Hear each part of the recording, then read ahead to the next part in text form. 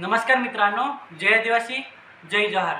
मित्रांनो, आपण फायनली पोहोचलो आहोत मंगेश सवरे हे दादाचे घरी. आणि या व्हिडिओत तुम्हाला मंगेश सवरे हे दादाची मुलाखत या व्हिडिओत तुम्हाला नागा मिळेल. तर व्हिडिओ तुम्ही फक्त शेवटपर्यंत नागत राहा. व्हिडिओ आवडला लाईक करा, मित्रांना शेअर करा आणि जर माझे चॅनल नवीन असतील माझे तुम्ही चॅनलला नक्की सबस्क्राईब करा. तर मंगेश दादा यांचे आपण पूर्ण या मुलाखतीचा आपण व्लॉग बनवणार आहे. फक्त तुम्ही शेवटपर्यंत नागत राहा. पूर्ण व्हिडिओ नांगून मला कमेंट करून नक्की सांगा हा व्हिडिओ तुम्हाला कसा वाटला.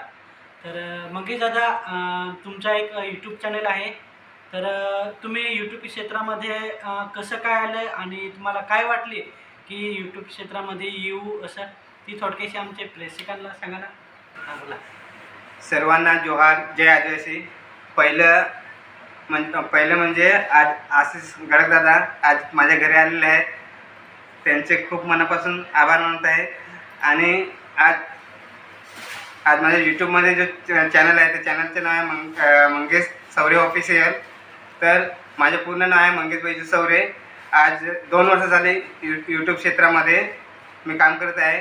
तरी आज आपल्या ग्रामीण भागामध्ये जे नवीन सॉन्ग यायचे गावठी आपले आदिवासी, ते जे सॉन्ग बघून मला खूप म्हणजे आनंद व्हायचा का आज आपला बांधव कुठेतरी पुढे जात आहे. आणि ते सॉन्ग ऐकून मला खूप म्हणजे आनंद वाटायचा. तर ते सॉन्ग बघून मला स्वतःला म्हणजे वाटायचं का बाबा आपण का नाही आपण पण सॉन्ग बनवलं पाहिजे असं. आणि त्याच्यामध्ये मला पण त्या गाण्यांची आदिवासी गावठी गाण्यांची गोडवी आणि त्याच्यामध्ये पण मी सुद्धा एक सॉन्ग लिहून ठेवलं होतं. तर दादा, तुम्ही ते गाणं लिहिलं असेल तर कोणतं गाणं, गावठी पद्धतीचं होतं का मराठी पद्धतीचं ते गाणं? गावठी. हां, तर ते गाणं तुम्ही लिहिलेलं असेल तर तुम्ही पहिलं कुठे गेले गाणं रेकॉर्डिंग वगैरे करण्यासाठी? मी माझ्या मित्राचे लग्न होतं वाड्या या ठिकाणी, नामदेव मलावकर करून त्या मित्राकडे गेलो.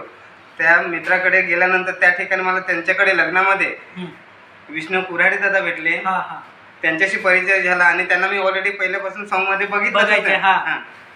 ऑलरेडी बघायचं. मग त्यांच्याशी भेटल्यानंतर आमचा चांगला परिचय झाला. त्याच्यानंतर विष्णू कुऱ्हाडे दादांना विचारलं, बाबा मी पण एक सॉन्ग लिहिलेलं आहे, तर कसं म्हणजे सॉन्ग रेकॉर्डिंग करायचं, कसं बनवायचं, तर म्हटलं कसं काय करायचं. तर मग थोडक्यात त्यांच्याकडून मी माहिती करून घेतली आणि ते स्वतः बोलले का आपला स्टुडिओ आहे, तर आपल्या स्टुडिओला तुम्ही या, आपण त्या ठिकाणी सॉन्ग रेकॉर्डिंग करू.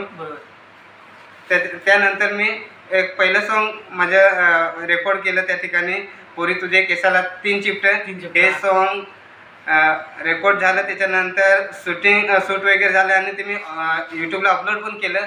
आणि ते अपलोड केल्यानंतर मला म्हणजे चांगला प्रतिसाद मिळाला त्या सॉन्गमधून. बरोबर. सॉन्गमधून चांगला प्रतिसाद मिळाला. त्याच्यानंतर मी अजून दुसरं सॉन्ग केलं, ते सुद्धा टाकलं आणि अपलोड केलं. त्याचा पण चांगला प्रतिसाद. ते जे दुसरं गाणं तुम्ही गाणं बनवलं ते तुम्ही कुठे रेकॉर्डिंग केलं? ते पण विष्णू कुऱ्हाडे दादांच्या स्टुडिओ. ते पण गाणं तुम्हीच लिहिलं असेल ना? हां, मीच लिहिलेलं. बरोबर. तर ते दुसरं गाणं तुम्ही जे लिहिलेलं होतं ते गाण्याचं नाव? सडे पोरीचा मीच नवरा. हां, सडे पोरीचा मीच नवरा. ते वेळेस दादाचा मी गाण्याचा व्लॉग वगैरे बनवायला आलेला होता. माझ्या चॅनलवरती व्लॉग आहे, नक्की तुम्ही गाण्याची शूटिंग वगैरे कशी केली ते माझ्या चॅनलवरती व्हिडिओ तुम्ही नक्की सांगा. आणि दादाचे चॅनलचं मंगेश सवरे ऑफिशियल हे चॅनलचं नाव आहे. आणि दादांनी सांगितलं की पहिलं गाणं कोणतं सांगितलं? पोरी तुझ्या केसाला 3 चिपट. पोरी तुझ्या केसाला 3 चिपट. हे पण गाणं तुम्ही नक्की आवरून बघा. आणि दुसरं गाणं आपलं दुसरं तांबडे वेलीला तांबडा पान. हां, ते गाणं तुम्ही कुठे रेकॉर्डिंग केलं? ते पण विष्णू दादाच्याच स्टुडिओला हे केलं. त्याचे सिंगर आहेत राशी वनगा. फक्त लेडीजमध्ये सिंगर ना? पहिलं गाणं सिंगिंग कोणी केलेली? पहिलं मी स्वतःनेच सिंगिंग केलं स्वतःने. आणि दुसरं सॉन्ग ते प्रकाश पडवले दादांनी सिंगिंग केली. बरोबर. आतापर्यंत तुमच्या चॅनलवरती किती गाणं आहेत? आतापर्यंत माझ्या चॅनलवरती नाही तरी पण तकरीबन 5 ते 6 सॉन्ग असतील ना?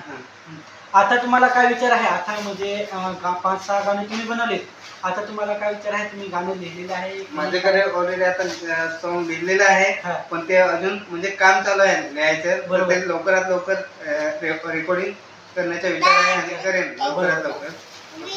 ते पण तुम्ही कसं गावठी पद्धतीच्या गावठी पद्धतीने. गावठी पद्धतीने.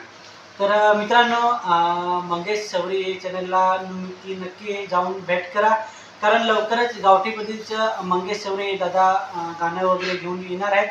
तर नक्की तुम्ही चॅनलला व्हिजिट करा आणि ते पूर्ण गाणे, जेवढे गाणं 5 काही 6 गाणं वगैरे आहेत ते गाण्याला तुम्ही व्हिजिट करा आणि दादाला नक्की कमेंट करून नक्की सांगा तुम्हाला ते गाणं वगैरे कसं वाटलं. आणि हा थोडक्याशी तुम्हाला व्हिडिओ व्लॉग किंवा दादाचा मुलाखतीचा व्हिडिओ तुम्हाला कसा वाटला तर नक्की लाईक करा, मित्रांना शेअर करा आणि चॅनलला नसतील चॅनलला तुम्ही सबस्क्राईब करा. आणि दुसरी गोष्ट आपण मंगेश दादाला विचारू की तुम्ही पहिलं गाणं केलेलं ती गाण्याची शूटिंग कोणी केलेली? जे पहिलं गाणं जे पहिलं सॉन्ग जे केलं ना त्या गाण्याची शूटिंग आशिष गणेशकर दादाने केली. बरोबर. आणि दुसरं सॉन्ग? दुसऱ्या सॉन्गची पण आशिष गणेशकर दादाने आणि एका सॉन्गची शूटिंग परेश पाटील दादाने त्यांनी केलेली. बरोबर. तर मित्रांनो, सगळे गाण्याला तुम्ही व्हिजिट करा आणि खूप छान पद्धतीने मंगेश दादांनी त्यांचे विषयी किंवा यूट्यूब क्षेत्रामध्ये कसा काय आला ते थोडक्याशी या व्हिडिओ तुम्हाला ऐकायला मिळला हवा.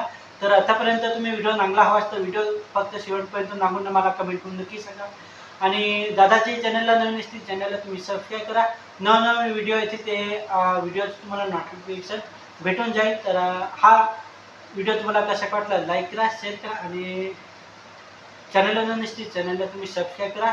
भेटूया लवकरच नेक्स्ट व्हिडिओमध्ये.